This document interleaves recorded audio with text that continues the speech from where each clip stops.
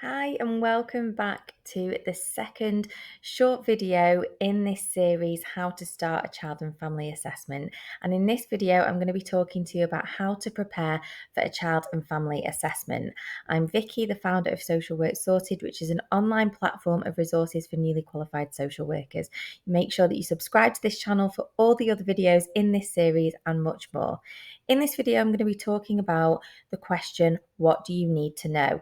Thinking about preparation for children and families, as well as your preparation for a child and family assessment, and talking you through some practical strategies for preparation. So, when you are starting to prepare for a child and family assessment, it's important to think about what you need to know. It sounds very simple. If that's something you do already, then great. But I know that when I was a new social worker and I was allocated my first, second, and third child and family assessment, I went into panic. But that panic was internal. I nodded my head, I smiled, and I said it's fine. But inside, I was thinking, I've got no idea what to do. I don't know what order to do it in. I'm feeling completely overwhelmed. That's why there's a picture of a hot drink on there, because you should always have time, especially when you're working under section 17 rather than section 47. You will always have time to make yourself a hot drink, sit down and start to process some information. Really thinking about that question, what do I need to know? When you have a referral through, and there's a video on referrals that you can go and look at to talk about, which talks about the language in referrals and how we can start to assess them. When you are looking through that referral information, the information you have in front of you about the child and family assessment, start to build your own chronology. Chronology should be built with children and families, but I'm talking about when you're initially trying to process that information, start writing things down, putting things in order. What happened and when? Are there significant events that you can read through in the referral information or in any of the case notes, any of the history on that person's file? Look at the gaps in information as well. Really important when you're thinking about chronology. I'll put a link to a podcast actually about the value of chronologies and putting those together. That'll be in the show notes. But look at the gaps. Look at where there was no social care intervention or involvement. What was happening at that time? I'd be interested to know more about that as well. Start to write down the questions that are coming up for you, because that's going to save you time when you're thinking about planning your home visit and thinking about the questions that you're going to ask when you meet this child and family. And finally, is there information that you are missing? Is there information about family members, spellings of names, dates of birth, ages, anything? You just want to start to do that assessment. It's going to help you feel really prepared. Reflect in action as you read. How are you feeling as you're reading that information? What are you picturing and why? I'll give you an example here. If I'm reading through a referral and it's talking about violence within a family home, and I then read that that family have a pet dog, I know that I'm going to imagine an aggressive dog, not because of any other reason than I've been reading about violence between people in the family home, and I've then, seen the information there's a dog. So all the while we are processing that information, while we are preparing, we are making judgments, we are making assumptions, and we want to be conscious about those so they that don't then influence the assessment that's going to be happening going forward. We want to be prepared ourselves as social workers, but we also want to think about preparation for children and families. And I talked about in video number 1 the importance and value in explaining what an assessment is. And when it comes to thinking about preparation, this is very similar. If somebody comes to my house and they are going to check the electric meter, I want to know who they are, where they're from, what they're going to do, how long they're going to be at my house for. I'd like to know that information so I feel reassured about what will happen next. And when we are social workers undertaking an assessment, it's really important to start preparing children and families for what's going to happen. Explaining, I'm going to talk to you. I'm going to talk to certain members of your family. I'm going to ask questions. I will usually tell people I might ask a lot of questions because that's a big part of what an assessment is. I'm going to observe. I'm going to ask for information. I'm going to speak to people in your extended circle. I'm going to speak to people involved in your life, maybe like your teacher, doctor, if I have consent. Preparing people for some of the processes in assessment, like home visits. When I visit, I'm going to need to see your child's room, or I'm going to see your room. I'll need to talk to this person at this time. And also thinking about what you're going to do when you finish the assessment. Again, it's making sure that that person is as clear as possible about the process. And this will save you time later down the line. Finally, thinking through practical strategies. There is so much in social work that is unpredictable.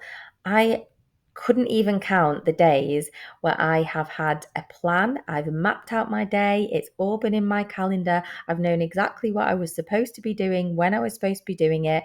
And within the first 5 minutes of me arriving in the office, I get a phone call. That means everything is thrown out the window. My entire day has changed. And so I truly understand that social work is very unpredictable. But when we're thinking about preparation, it's for me about focusing on the things that you can control, focusing on some of the things that you can do in case those events come up. And they're not always going to come up like that. So there are some things that you can prepare for. One of the really important things that you can do when you're undertaking a child and family assessment is bringing out a copy of a blank assessment. That might be something that you do already, and a lot of local authorities do the next step that I'm talking about, creating an assessment pack with everything that you need. So it might have a copy of a child and family assessment, it might have assessment forms like consent forms, it might have leaflets, it might have information about family rights group or different resources for children and families. You might want to be bringing out information about advocacy for children or for parents, whether you have your own local authority, parental advocacy and child advocacy groups or child advocates for that assessment process. All that information can be in one place. And again, it really helps you when you're arranging your first home visit to be able to share that with children and families. Think about commonly asked questions and whether you yourself could start to create something, even if it's a sheet, to reaffirm the answers to some of those questions. I have been out to many assessment visits where families have genuinely believed that at the end of the assessment, I was going to be making a decision about whether their child would stay with them or not. And this is talking about child and family assessments under Section 17. That's not a ridiculous thing for a family member to think or ask when we think about the stigma associated with social workers. And it can be something that comes up a lot, and maybe something that you want to bring up as a social worker, talking about the possible outcomes and trying to think and put yourself in that family's shoes of all the questions they may have but might be afraid to ask.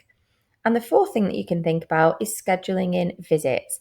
Again, it's not something that you can do all the time, but I think we really need to understand that our intervention is one part of a family's life, and they will have other things going on, they will have other commitments, and scheduling visits is really important, particularly when you want to make sure that you've got enough time to do your assessment, to look at a genogram, to sit down and do a chronology together, to build relationships, to do direct work. Thinking about scheduling visits at home, but also thinking about scheduling visits in school. How will that feel for a child? If you absolutely have to see them in school, or that's the best place to see them, how is that going to happen? How are you going to arrange that with a teacher? What words is that teacher going to use when they take the child out of the lesson? And the care leaders talk about this far more eloquently than I ever will be able to. And I'll put a link to all their details in the show notes so you can have a read through all the content that they put out around scheduling visits for children in school.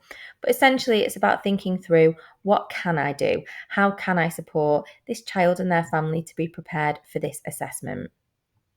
As I said, this is video number 2 in a 5-part series. The next video is all about managing priorities, then going to be looking at multi-agency working and social work skills. If we've never met before, if you've never listened to any of my podcast episodes, I am really passionate about assessment skills for newly qualified social workers, because time and time again, working and talking with hundreds of social workers every single week, assessment skills and the transferable skills that they connect to come up all the time. I know that as a social worker, but also as a child protection conference chair, a child and family assessment was the foundation of intervention. And when social workers felt confident and competent in undertaking those child and family assessments, it had such a positive ripple effect on relationships, on intervention going forward, on multi-agency working. And that is why I've created a 1-day training for newly qualified social workers, but it's also suitable for students or anybody who might be moving into children's services and wants a refresher. It is a 5-module 1-day course, and it is next running on Wednesday the 14th of Feb or Saturday the 17th of Feb. You can attend as an individual, or if you're a local authority or organisation and you want to book multiple employees on, you can follow the link that is in the show notes, or you can send me an email, Vicki@socialworksorted.com. Thank you so much for watching, and see you in the next video.